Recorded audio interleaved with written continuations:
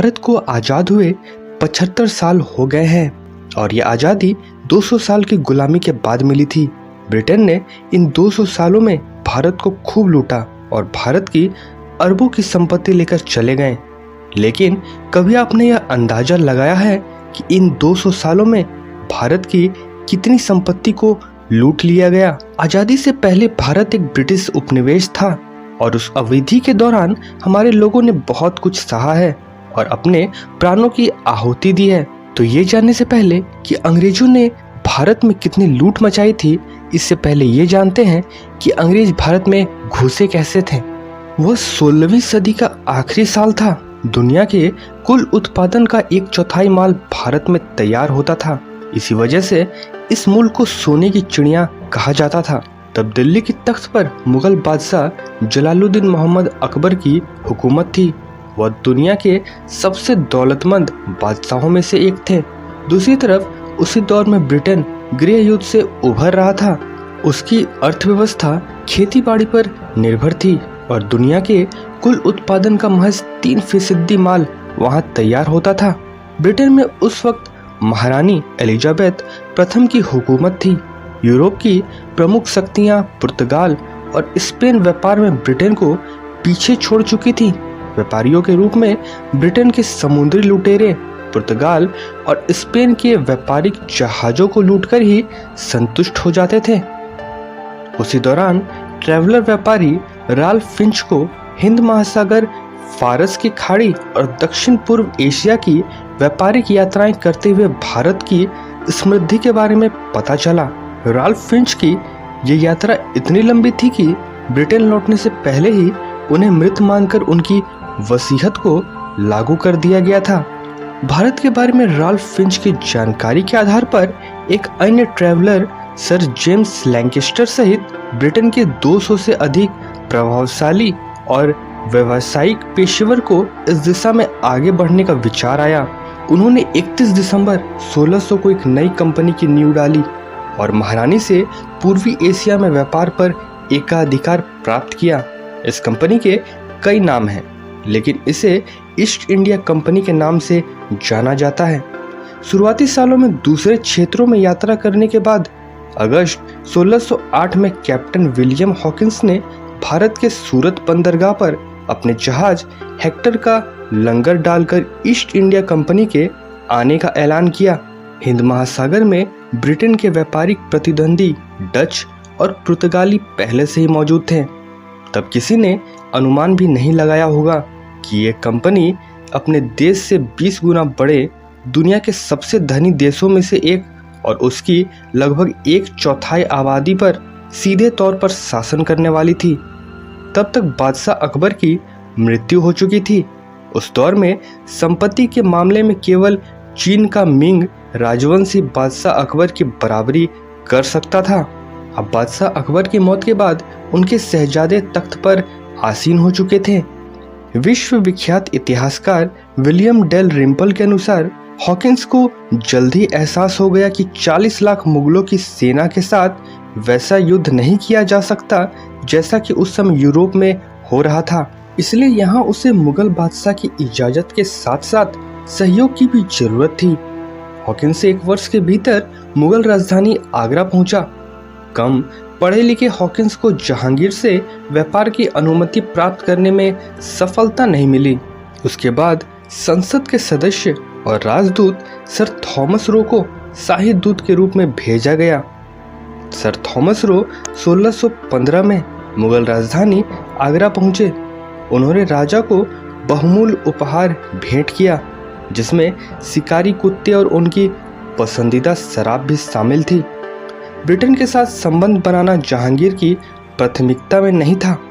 Thomas Roe के अनुसार जब भी बात होती थी तो बादशाह उससे व्यापार के बजाय घोड़ों, कलाकृतियों और शराब के विषय में चर्चा करने लगते थे। 3 साल तक लगातार अनुनय विनय के बाद सर थॉमस रो को इसमें सफलता मिली और जहांगीर ने ईस्ट इंडिया कंपनी के साथ एक व्यापारिक समझौते पर हस्ताक्षर किए।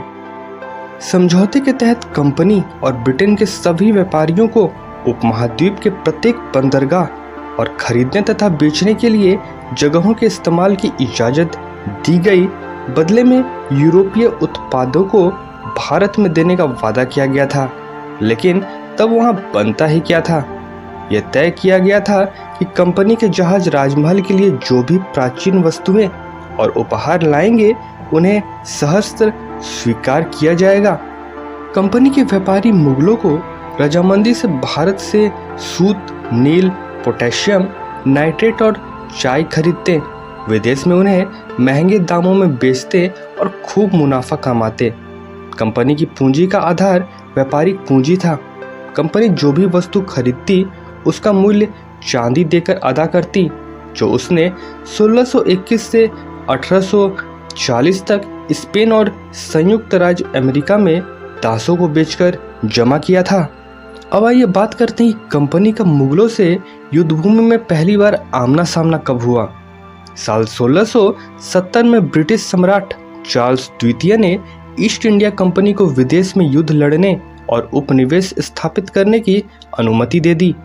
ब्रिटिश सेना के सशस्त्र बलों ने पहले भारत में पुर्तगाली, डच और फ्रांसीसी प्रतिद्वंदियों का मुकाबला किया और अधिकांश युद्ध जीते।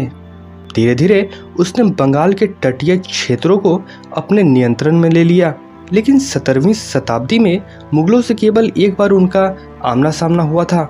साल 1681 में कंपनी के कर्मचारियों ने कंपनी के निदेशक सर चाइल्ड से शिकायत की कि बंगाल में मुगल बादशाह औरंगजेब आलमगीर के भांजे के अधिकारी उन्हें कर और अन्य मामलों में परेशान करते हैं। सर चाइल्ड्स ने सैन्य सहायता के लिए अपने सम्राट को पत्र लिखा।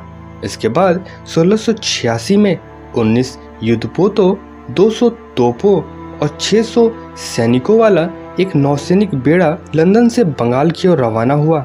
मुगल बादशाह की सेना भी तैयार थी, इसलिए युद्ध में मुगलों की जीत हुई। ब्रिटेन सैनिकों को मुगल सेना ने मक्खियों की तरह मारा। बंगाल में कंपनी के 5 कारखाने नष्ट कर दिए और सभी अंग्रेजों को बंगाल से बाहर निकाल दिया गया। सूरत के कारखानों को बंद कर दिया गया और बंबई में भी उनका यही हाल किया गया। कंपनी के कर्मचारियों को जंजीरों में जकड़कर शहरों में घुमाया गया और अपराधियों की तरह उन्हें अपमानित किया गया। कंपनी के पास माफी मांगने और अपने कारखानों को वापस पाने के लिए राजा के दरबार में भिखारियों की तरह उपस्थित होने के अलावा और कोई विकल्प नहीं था। ब्रिटिश सम्राट ने आधिकारिक रूप से हेनरी एवरी की निंदा की और मुगल बादशाह से माफी मांगी। औरंगजेब आलमगीर ने 1690 में कंपनी को माफ कर दिया। साल 1707 में बादशाह औरंगजेब की मृत्यु के बाद विभिन्न क्षेत्रों के लोग एक दूसरे के खिलाफ हो गए। कंपनी ने इन परिस्थितियों का लाभ उठाते हुए लाखों की संख्या में स्थानीय लोगों को सेना में भर्ती किया। ये एक छोटी लेकिन प्रभावी सेना एक के बाद एक पुरानी तकनीक से लैस मुगलों, मराठों, सिखों और स्थानीय नवाबों की बड़ी सेनाओं को हराती चली गई। सन 1750 के दशक तक ईस्ट इंडिया कंपनी ने भारतीय राजनीति में हस्तक्षेप करना शुरू कर दिया था। 1757 में पलासी की लड़ाई में रॉबर्ट क्लाइव के नेतृत्व में ईस्ट इंडिया कंपनी ने बंगाल के नवाब सिराजुद्दौला को पराजित कर दिया। इसके साथ ही भारत में ईस्ट इंडिया कंपनी का शासन स्थापित हो गया था। अंततः 1857 के पहले स्वतंत्रता आंदोलन या 1857 के विद्रोह के बाद 1858 में भारत में ईस्ट इंडिया कंपनी के शासन का अंत हो गया था। भारत से ईस्ट इंडिया कंपनी की विदाई के बाद ब्रिटिश क्राउन का भारत पर सीधा नियंत्रण हो गया, जिसे ब्रिटिश राज के नाम से जाना जाता है। अब ये बात करते हैं कि जाते जाते ब्रिटिश आखिरकार भारत से कितना सोना व कितना रुपए लूट कर ले गए। आपने सुना होगा कि भारत को सोने की चिड़िया कहा जाता था, लेकिन ब्रिटिश शासन के बाद भारत का काफी धन लूट लिया गया।